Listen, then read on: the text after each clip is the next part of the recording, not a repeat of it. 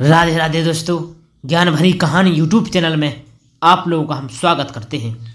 मैं बहुत ही ज्ञानवर्धक कहानी लेकर आया हूं, तो कृपया सभी दर्शकों से अनुरोध करूंगा कि कहानी को एंड तक जो सुनेगा, क्योंकि ये कहानी बहुत ही शिक्षाप्रद और बहुत ही ज्ञानवर्धक होने वाली है। प्रिय दर्शकों, एक समय की बात है, एक गांव में एक किसान रहा करता था। वह खेतों में काम करके बहुत मेहनत किया करता था। प्रिय दोस्तों, वह अपनी पत्नी के साथ एक झोपड़ी में रहा करता था। उसकी पत्नी हमेशा उससे परेशान ही रहा करती थी। घर को संभालने की बजाय वह हमेशा अपने पति को कोसती ही रहा करती थी। तो दोस्तों, उसका कहना था कि वह अपने घर को अच्छे से चलाने के लिए रुपया नहीं कर पाती। तो दोस्तों, उस पत्नी का कहना था कि वह अपने घर को अच्छे से चलाने के लिए रुपया नहीं कमाता है।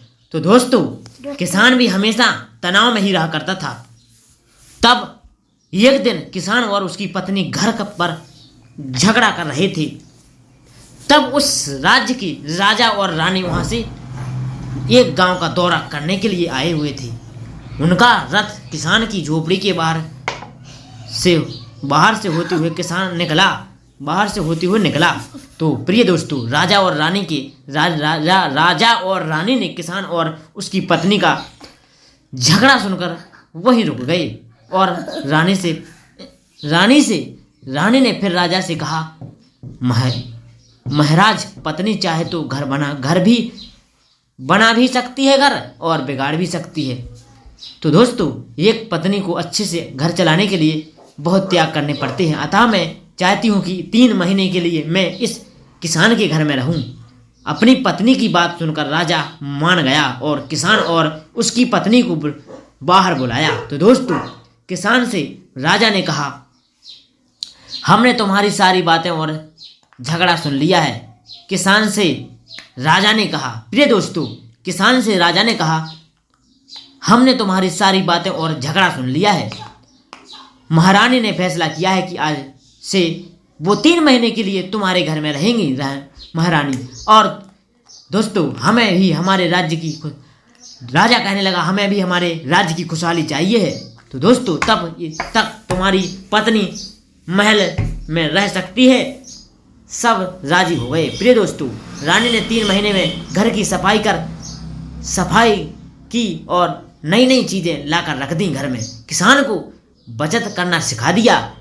उतने समय में ही किसान की कायाकल्प हो गई और उसने अपनी बचत से कुछ बैल और गायें भी खरीद ली। तो दोस्तों, वहीं दूसरी ओर राजा के घर में किसान की पत्नी से बहुत गंदगी फैला दी थी। राजा इसे परेशान होकर रानी के आने का इंतजार करने लगा। दोस्तों, वहीं दूसरी ओर राजा के घर में किसान की पत्नी ने बहुत गंदगी फैला दी। राजा इससे परेशान होकर रानी के आने का इंतजार करने लगा। तब दोस्तों, 3 महीने बाद जब किसान की पत्नी अपने घर आई तो इसे विश्वास ही नहीं हुआ कि वह उसका घर है। तब महारानी ने उसे समझाया कि घर छोटा हो या बड़ा, उसको संवारना एक पत्नी का उत्तरदायित्व होता है। तो प्रिय दोस्तों, महारानी की बात सुनकर किसान की पत्नी बहुत लज्जित हुई और रानी से अपने घर को अच्छी तरह से संभालने का वचन दिया।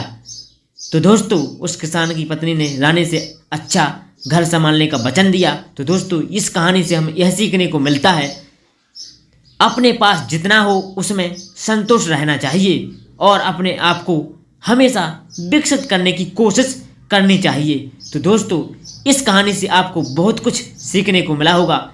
सभी दर्शकों से अनुरोध करते हैं कि इस कहानी को आपने एंड तक जरूर देखा तो चैनल को सब्सक्राइब जरूर करिएगा, क्योंकि आपका एक सब्सक्राइबर हमारे लिए बहुत महत्व रखता है।